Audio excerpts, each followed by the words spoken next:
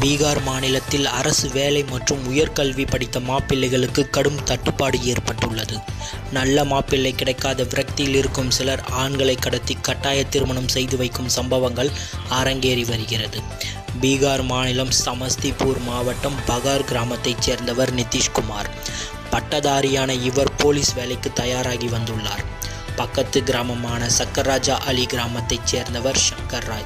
இவரது குடும்பத்தினர் போலீஸ் வேலைக்கு தயாராகி வரும் நிதிஷ்குமாரை தங்களது மருமகனாக்க விரும்பினார்கள். சங்கர் ராய் குடும்பத்தினர் காரை எடுத்து வந்து நிதிஷ்குமாரை வலுக்கட்டாயமாக காரில் தூக்கி போட்டு கடத்தி சென்றுள்ளனர். நிதிஷ்குமார் கத்தி கூச்சலிட்டதால் அவரை சராமரியாக தாக்கியுள்ளனர். மேலும் நிதிஷ்குமாரின் வாயில் வலுக்கட்டாயமாக போதை மருந்தை ஊற்றினர். சிறிது நேரத்தில் நிதிஷ்குமார் மயக்கமடைந்தார். சங்கர் ராய் குடும்பத்தினர் மோர்வாலில் உள்ள கோவிலுக்கு அவரை கொண்டு சென்றுள்ளனர். தங்களது மகள் லக்ஷ்மி குமாரிக்கு வலுக்கட்டாயமாக நிதிஷ்குமாரை தாலி கட்ட வைத்துள்ளனர். அங்கிருந்த ஒருவர் திருமண நிகழ்ச்சிகளை தனது செல்போனில் வீடியோவாக பதிவு செய்தார். அதனை சமூக வலைதளத்தில் வெளியிட்டார். திருமணத்திற்கு பிறகு நிதிஷ்குமாரை கடத்தி சென்று தங்களது வீட்டில் அடைத்து வைத்தனர்.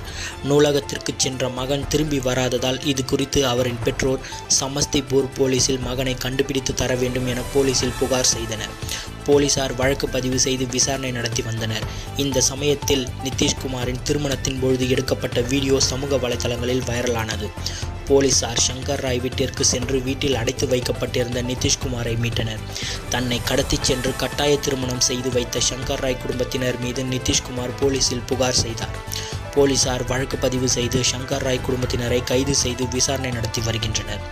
பீகாரில் அரசு வேலை மற்றும் உயர்கல்வி முடித்த வாலிபர்களை குறிவைத்து கட்டாய திருமணங்கள் நடைபெற்று வருகின்றது.